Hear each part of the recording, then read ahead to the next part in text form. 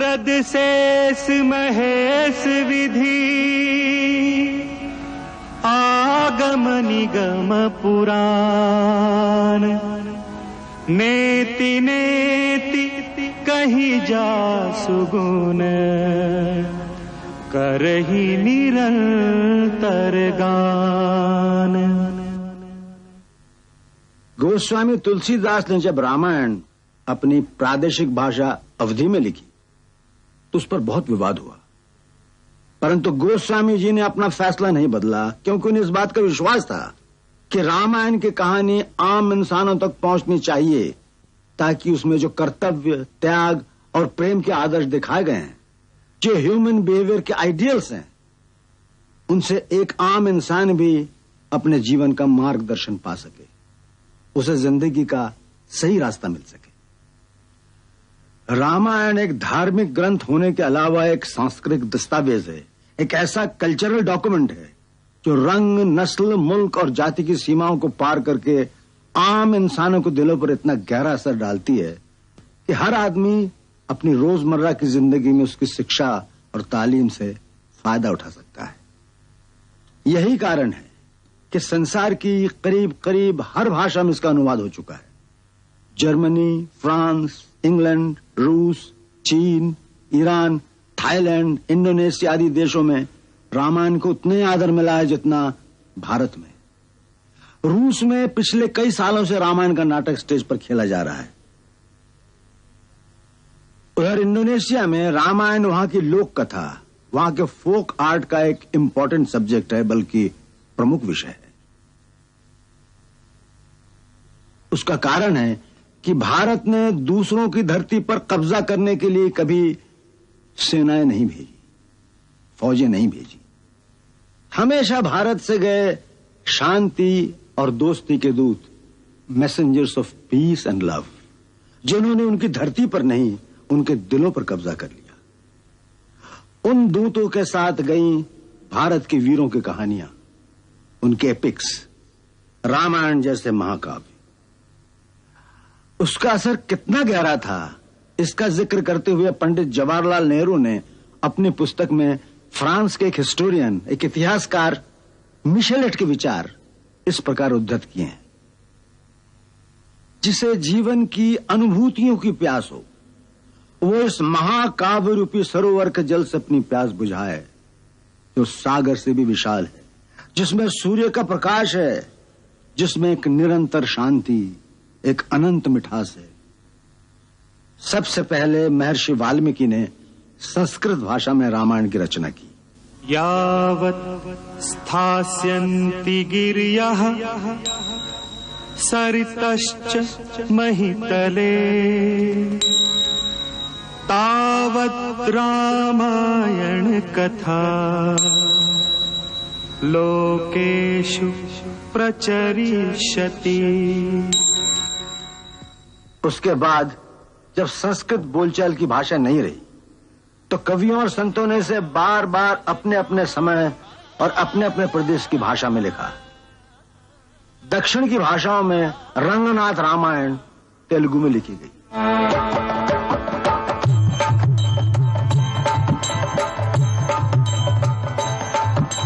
मादेवु गमलाक्षो मम्मेलु देवु, मादेवु गमलाक्षो मम्मेलु देवु, नादी नारायणो नखिल लोकेषु, नादी नारायणो नखिल लोकेषु। उसी तरह महर्षि कंबर ने तमिल में, अलुत्तच्छन ने मलयालम में और नागचंद्र ने कन्नड़ में से लिखा। पूर्व में महाकवि कृत्तिवास ने इसे बंगला भाषा में लिखा और कृत्तिवासी रामायण उनके जीवन काल ही में घर घर में गाई जाने लगी।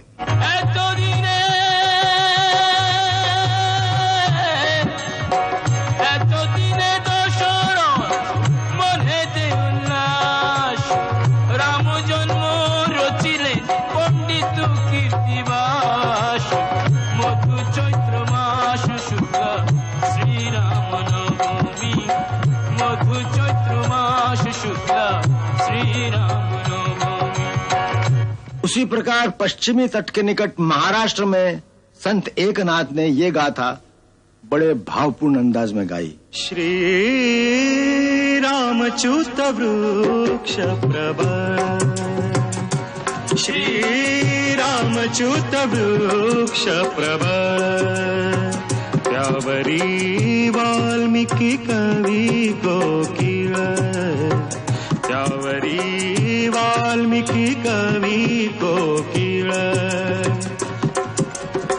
नारद वसंते कुटली कीळ, नारद वसंते कुटली कीळ, मधुराक्षरी सरळ आलाप केला, श्री रामच्युत वृक्ष प्रभा, श्री रामच्युत वृक्ष प्रभा। जैसा कि मैंने पहले कहा था, उत्तर में गोस्वामी तुलसीदास जी ने इसे अवधि में लिखा। सब जानत प्रभु प्रभुता सोई, तदपि कहे बिनु रहन कोई, तदपि कहे बिनु रहन कोई। सीताराम चरित अति पावन, सीताराम चरित अति पावन, मधुर सरस अरु अति मन भावन, मधुर सरस अरु अति मन भावन। रामायण की कहानी इंसान के दिल में इस विश्वास, इस यकीन, इस फेथ को मजबूत करती है कि जब कभी जुल्म की ताकतें यानी ऑटोक्रेटिक पावर्स मानवता और इंसानियत को अपने पैरों तले कुचलने की कोशिश करती है, तो उस वक्त दुनिया में कोई ऐसी ताकत, कोई ऐसी विभूति इंसान के रूप में आती है जो जुल्म की ताकतों और उनके हथियारों का मुकाबला केवल अपनी सच्चाई, आत्मविश्वास और प्यार की भावना से करता है। रामायण की परंपरागत कथा इस बात पर आधारित है कि एक समय जब आतताई शक्तियां रावण के रूप में प्रकट होती है, जो अपनी ताकत के नशे में चूर धरती को अपने पैरों तले रौंदता चला जा रहा है, उस समय धरती, ऋषि, मुनि और देवतागण भगवान विष्णु के पास मदद के लिए जाते हैं और वो उनके पुकार से द्रवित होकर उनकी सहायता का वचन देते हैं।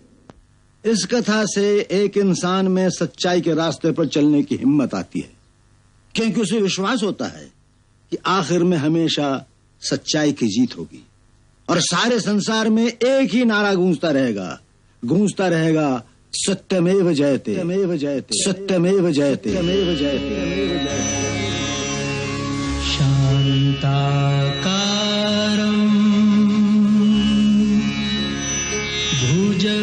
भुजगशयनं पद्मनाभं सुरेशं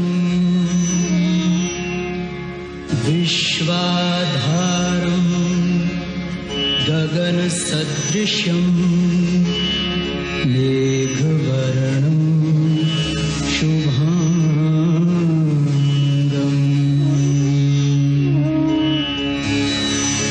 यं ब्रह्मा वरुणेन्द्र रुद्रमरुतः स्तुनवन्ति दिव्यैस्तवैः,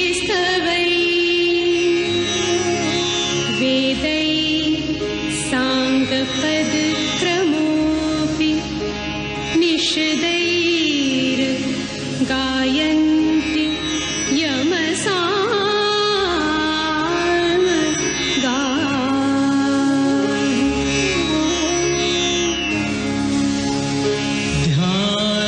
ध्यानावस्थित तद्गतेन मनसा पश्यन्ति यमयोगिनो,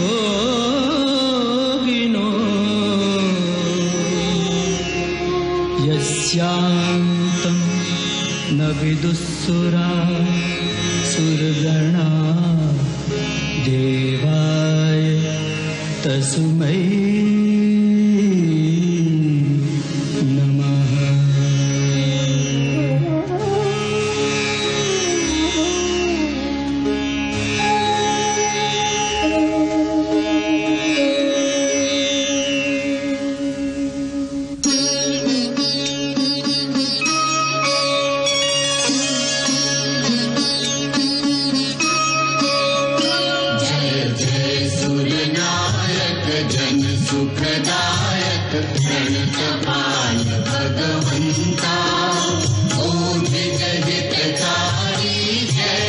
सुरारी सिंधु सुता प्रिय गंगा आनंद सुर धरनी अद्भुत करनी मर्म न जाने कोई जो सहज कृपाला दीन दयाला करो अनुग्रह सोई जय जय अविनाशी सब घटवासी व्यापक परमानंदा अविगत दोगीतम चरित पुनीतम मायारहित मुकुंदा जेहि लागी विरागी अति अनुरागी विगत मोह मुनि वृंदा निसि बासर ध्यावहि गुण गण गावहि जयति सच्चिदानंदा जयति सच्चिदानंदा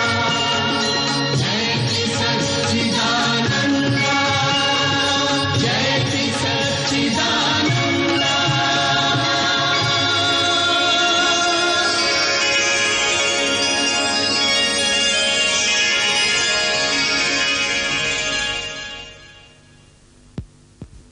जय ब्रह्मदेव।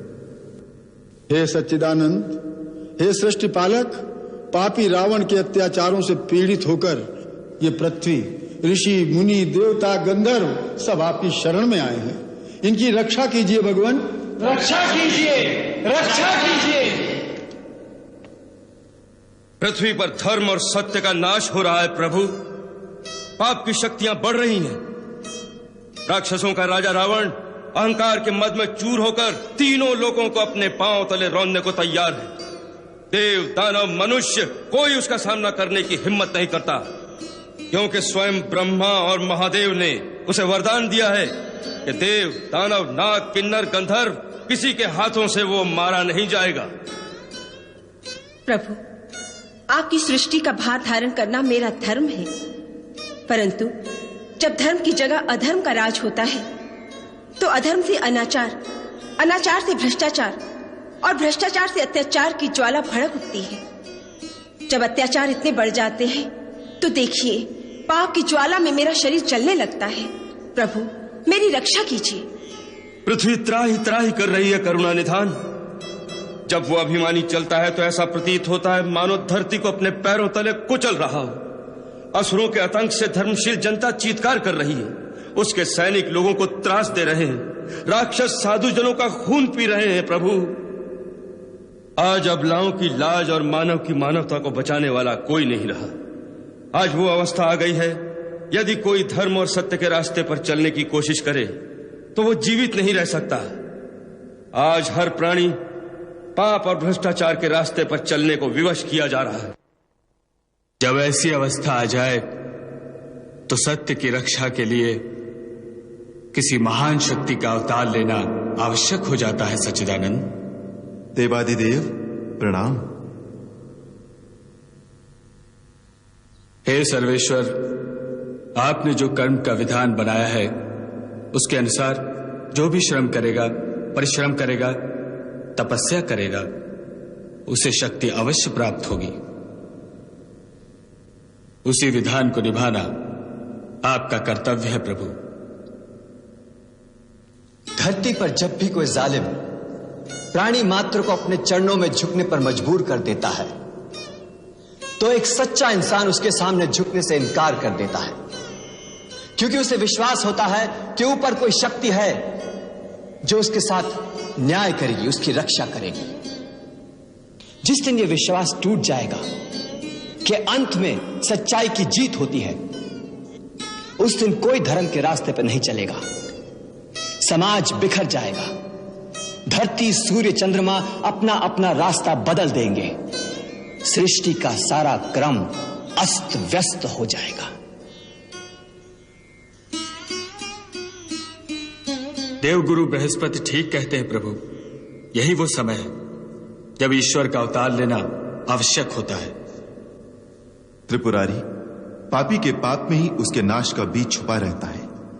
जो रावण यह समझता है कि उससे बढ़कर कोई शक्ति नहीं रही, उसका नाश भी उसी अहंकार में छुपा हुआ है। उस अहंकार के कारण उसने वरदान मांगते समय मनुष्य और बानर के हाथों न मरने का वरदान नहीं मांगा था। जिस मानव को वह कीड़े मकोड़ों की तरह तुच्छ समझता है, उसी सामान्य मानव के रूप में मैं अवतार लेकर उसका मान भंग करूंगा।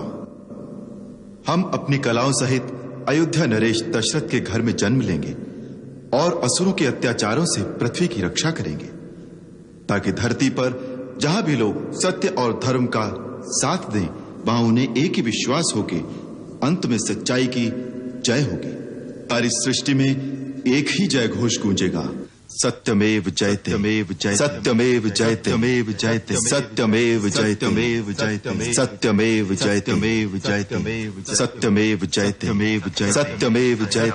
जयते,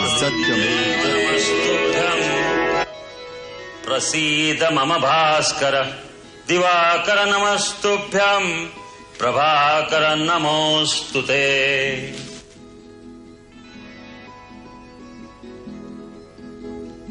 महाराज दशरथ, आज सूर्य देवता उत्तरायण में प्रवेश कर रहे हैं।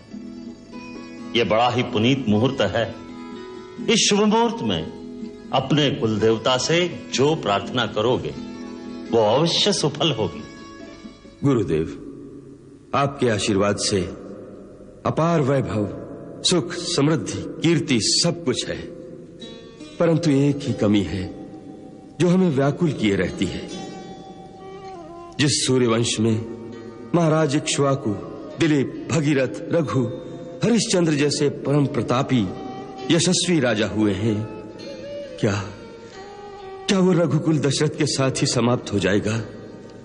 क्या हमारे बाद पितरों को पानी देने वाला कोई ना होगा? महर्षि वशिष्ठ, कुल देवता सूर्य भगवान से हमारी यही प्रार्थना है, यही पुकार है, सूर्यवंश का सूर्य दशरथ के साथ ही अस्त न हो जाए। आप तो जानते हैं गुरुदेव कि कोई माँ कहने वाला न हो तो स्त्री अपने आप को पूर्ण नहीं समझती। एक माँ के हृदय का आंगन जब तक सुना रहेगा गुरुदेव, तब तक संसार के सारे सुख, वैभव इन महलों के खालीपन को कभी नहीं भर सकते। आप तो त्रिकालदर्शी है गुरुदेव, हमारे मन की व्यथा तो आप जानते ही हैं। महारानी कौशल्या, देवी कैकेयी, देवी सुमित्रा, आप निराश न हो। सूर्य भगवान आपकी मनोकामना अवश्य पूरी करेंगे, परंतु उसके लिए पुत्र कामेष्टि यज्ञ करना होगा। तो फिर गुरुदेव, उसमें देरी क्यों? आप यज्ञ का आयोजन कीजिए। परंतु देवी, हम वो यज्ञ नहीं करा सकते। आप नहीं कराएंगे तो और कौन कराएगा? अथर्ववेद के पूर्ण ज्ञाता ऋषशृंग मुनि इसके विशेषज्ञ हैं। ये यज्ञ उन्हीं के द्वारा संपन्न होना चाहिए। तो फिर उन्हें बुलवाइए गुरुदेव और यज्ञ का अनुष्ठान कीजिए। नहीं देवी कैकेयी, उसके लिए तो महाराज को स्वयं उनके पास जाकर प्रार्थना करनी चाहिए। गुरुदेव, मैं आज ही उनके पास जाने के लिए तैयार हूँ। मैं अभी आर्य सुमंत्र को बुलवाकर कहती हूँ कि वो सेनापति को आदेश दे कि महाराज के साथ जाने के लिए रथ, हाथी, घोड़े और पैदल सेना तुरंत तैयार की जाए। महाराज आज ही प्रस्थान करेंगे। नहीं देवी कैकेयी, वहां रथ, हाथी, घोड़े, सेना की आवश्यकता नहीं। महाराज एक योगी के पास कुछ मांगने जा रहे हैं, अपना ऐश्वर्य और पराक्रम दिखाने नहीं जा रहे हैं। देवी, भिक्षा खाली झोली में ही डाली जाती है। एक महात्मा के पास अपना वैभव दिखाने जाओगे तो सोने चांदी की चमक दमक और अहंकार ही लेकर आओगे। आपने सत्य कहा गुरुदेव। ऋष्यशृंग मुनि के द्वार पर राजा दशरथ नहीं, भिक्षुक दशरथ नंगे पांव जाएगा।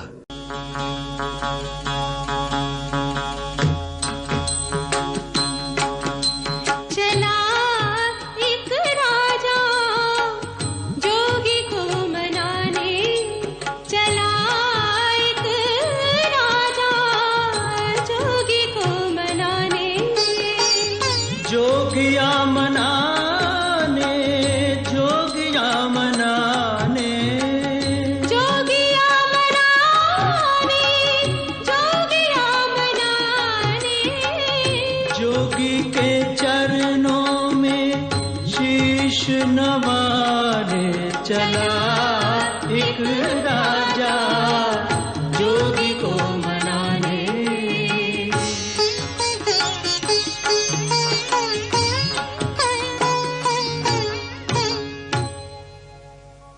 आंसू से पग धोए धोए हर भांति मनावे राजा। हुए प्रसन्न तथास्तु कहा फिर यज्ञ कर्म शुभ साजा।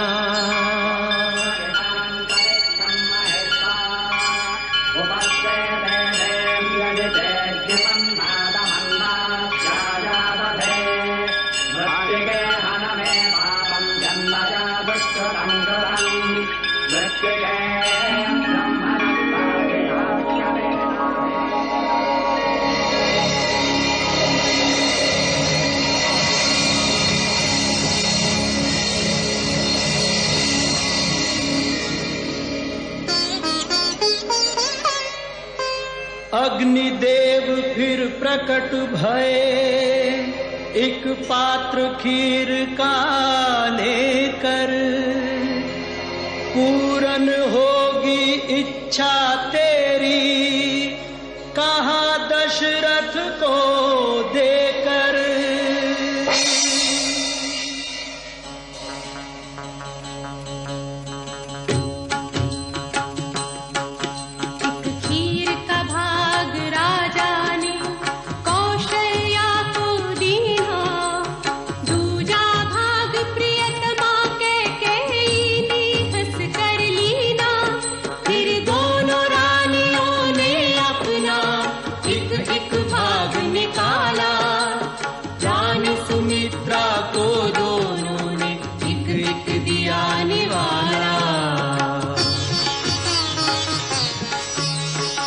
देवराज इंद्र, श्रीमन नारायण ने पृथ्वी पर अवतार लेने का संकल्प ले लिया। अब आप देवताओं को भी आदेश दीजिए, पृथ्वी पर जाकर वानर कुल में जन्म लेकर प्रभु की सेवा करें।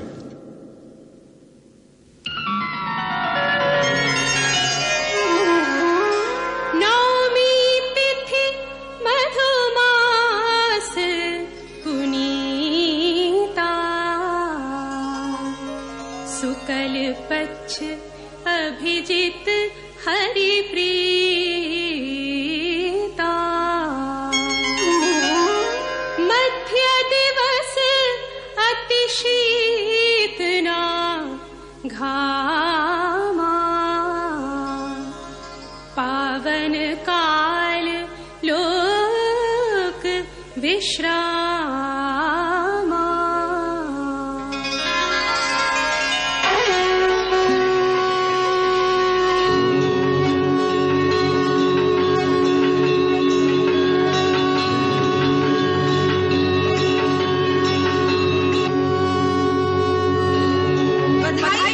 बधाई हो महाराज, बधाई हो महाराज।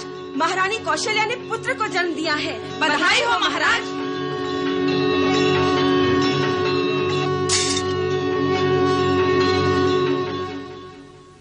बधाई राजराजेश्वर, बधाई। कैकेयी माँ बन गई। मेरी कैकेयी रानी ने पुत्र को जन्म दिया, वो माँ बन गई, उसका मान बढ़ गया। जय जयकार। मंथरा रानी कैकेयी से हमारा अभिनंदन करो। महाराज का जय जयकार। मेरी कैकेयी रानी का जय जयकार। मेरी कैकेयी रानी का जय जयकार हो। महाराज, देवी सुमित्रा को पुत्र हुआ। नहीं महाराज, एक नहीं दो पुत्र हुए।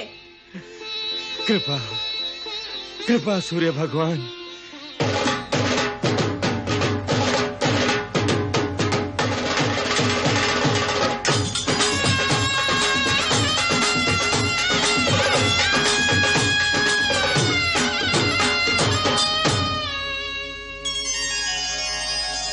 अरे अवधपुरी में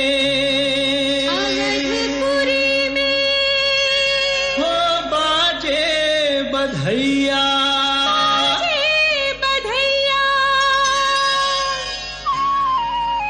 हो बाजे बाजे बाजे अवध बधैया, हो बाजे बाजे बाजे अवध बधैया, हो बाजे बाजे बाजे अवध बधैया, हो बाजे बाजे बाजे अवध बधैया।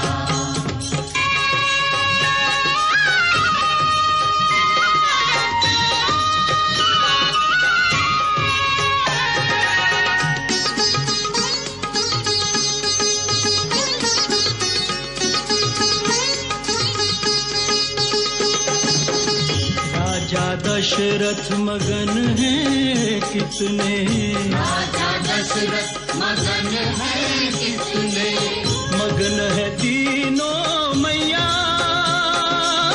मगन है तीनों मैया, चार दिशा से फूल बरसते, चार दिशा से फूल बरसते, हंसते हैं चारों भैया, बाजे बाजे बाजे अवध बधैया, हो बाजे बाजे बाजे अवध बधैया, हो बाजे बाजे हो बाजे बाजे बाजे बाजे बाजे बाजे बाजे बाजे बाजे बाजे, हो बाजे बाजे बाजे अवध बधैया, हो बाजे बाजे बाजे अवध में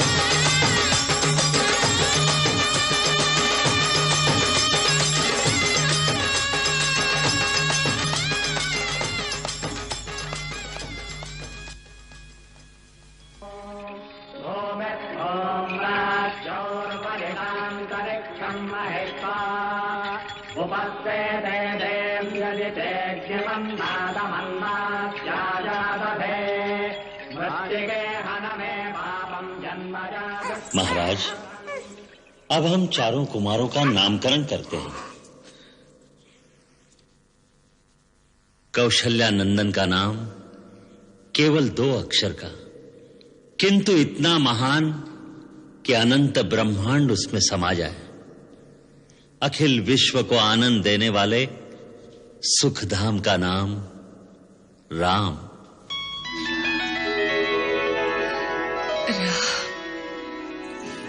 मेरे राम। और कैकई के इस लल्ला का नाम क्या होगा? त्यागमूर्ति, धर्म स्वरूप, जगत का भरण पोषण करने वाला कैकई कुमार विश्व में भरत के नाम से विख्यात होगा।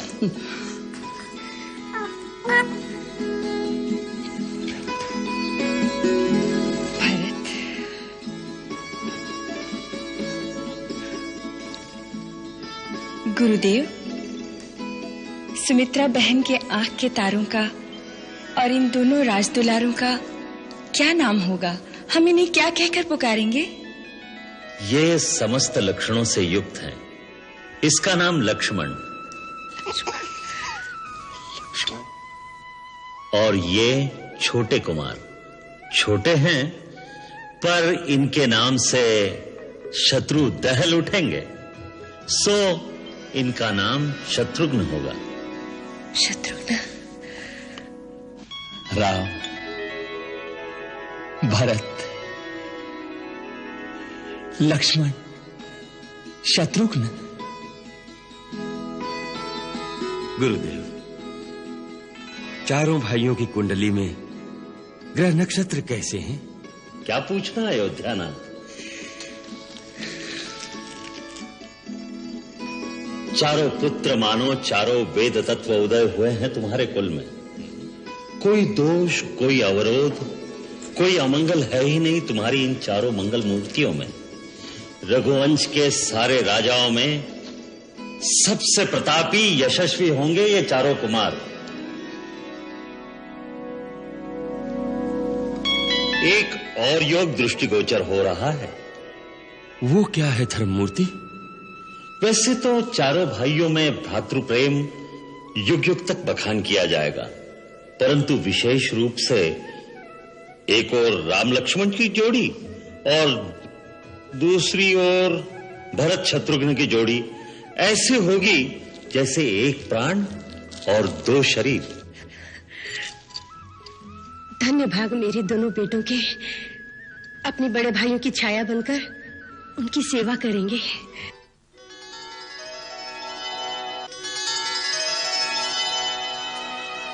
ठुमक चलत चलत ठुमक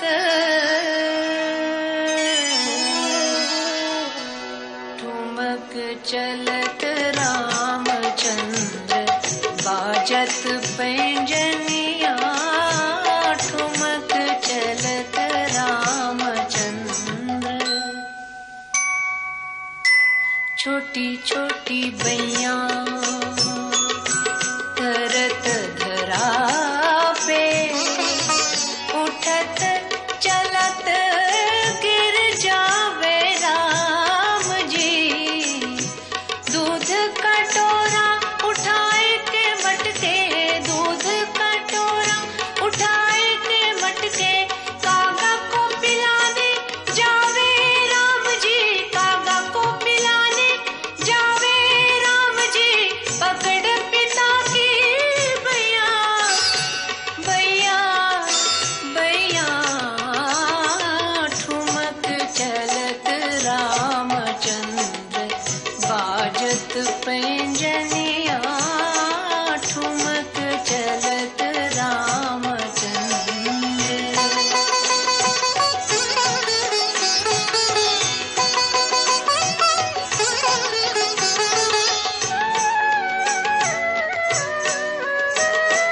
चांदी के हाथी सोने के घोड़े भरे हैं खिलौनों से घर के कोने।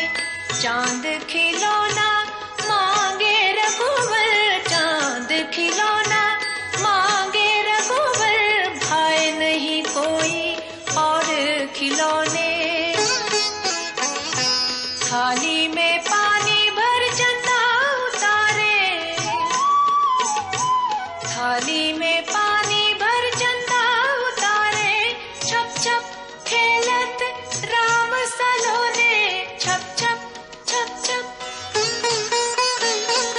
नजर उतारे तीनों रनिया तीनों रनिया तीनों रनिया।